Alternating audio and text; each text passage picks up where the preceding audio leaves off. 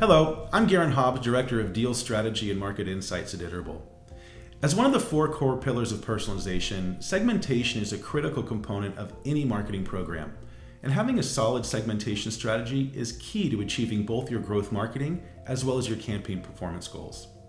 Today I'm going to walk you through 3 common pitfalls to avoid to help keep your messaging aligned with what matters most to the segments within your own audience. First, let's explore correlation versus causation. That's understanding and contextualizing the outliers in your customer data. Next, we'll talk through historical versus current events, leveraging historical data against the impact of everything going on around us. And we'll wrap up with similarities versus differences. This has us looking for the different personally motivating values in a sea of segment sameness. Let's start by exploring correlation versus causation. In the example, a user has purchased mostly men's items and a single women's dress. Segmenting on correlation is when marketers simply rely upon an action or a single data point to include a customer in a segment. For example, bought a dress correlates to buys dresses, so the customer will receive product messages featuring dresses. The risk in this approach is misunderstanding the intent and sending irrelevant messages that can lead to disengagement. By contrast, segmenting on causation seeks to understand the reason behind the purchase, so that the data can be used to effectively couch messaging and products in the correct context to each individual customer. In this example, a post-purchase pop-up, landing page, or polling email should politely ask the customer the reason for the purchase. Was it for self or a gift for someone else? Knowing this was a gift would place the customer in a segment that signifies they primarily purchase men's apparel, but also receive recommendations for women's items positioned as gift ideas. Collecting such data can sometimes touch on potentially sensitive topics, so questions should be asked in a way that is respectful as well as authentic to your brand values and voice. Next, let's discuss the pitfall of segmenting without looking at your historical data through the lens of current events. If 2020 has taught us anything, it's that our needs, wants, and priorities can shift both quickly and frequently. What's most important right now, what I can afford, what I can do, or how I feel, let's call that my disposition, directly impacts how I engage with brands. Without segmenting along these critical lines of disposition, marketers can risk messaging as out of tone, irrelevant, and even potentially offensive.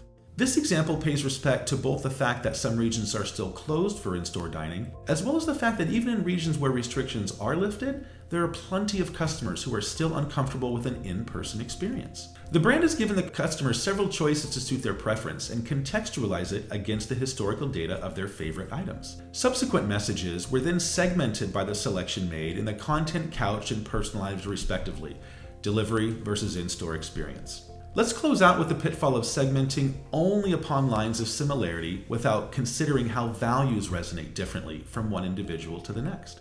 Of course, the entire purpose of segments is to organize customers by similar attributes.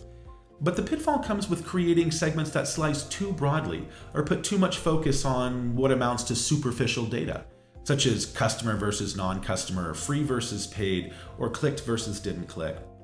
The problem is that such segment logic leans too heavily on what customers have done in the past instead of what they're likely to do now or in the future. The actions that we take as humans, they're largely motivated by intrinsic qualities. Again, how it makes us feel, maybe how it fulfills a need, meets a priority, or allows us to live our morals and beliefs. And the most effective segments cut a little finer to leverage these different values. This example shows segmentation by 2 different intrinsic motivations. Those who meditate to reduce anxiety versus those who meditate for the purpose of mental fitness.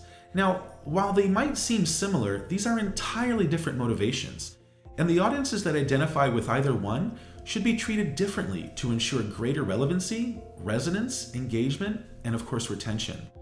Now, using this tactic, this example resulted in a 4x increase in revenue from moving members from free to paid subscriptions, simply by striking those resonant chords of value respective to each individual. Now that we've identified these 3 pitfalls, let's discuss how to best avoid or even remedy them. While each brand knows its own customers best, and your segmentation strategy is ultimately up to you, here are some guidelines to help you avoid the pitfalls and foster meaningful, value-based relationships with your individual customers. First, put the customer at the center of your strategy rather than brand, price, or promotion. And decide that context or personal values are important to creating these one-to-one relationships. That'll help us also understand the impact of events on customer needs and priorities. To do this, we need to make sure that we are not only once, but continually assessing the data requirements to drive these types of experiences.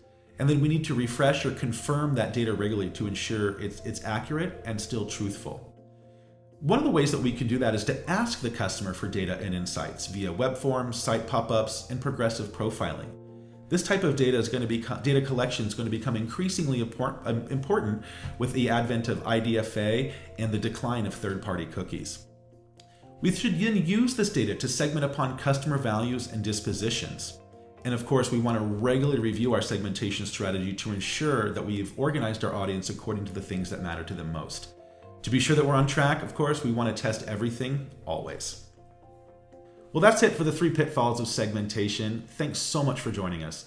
You can follow the link below to learn more about segmentation and our latest personalization playbook, or reach out if you want to talk it out with one of our many experts. Bye for now.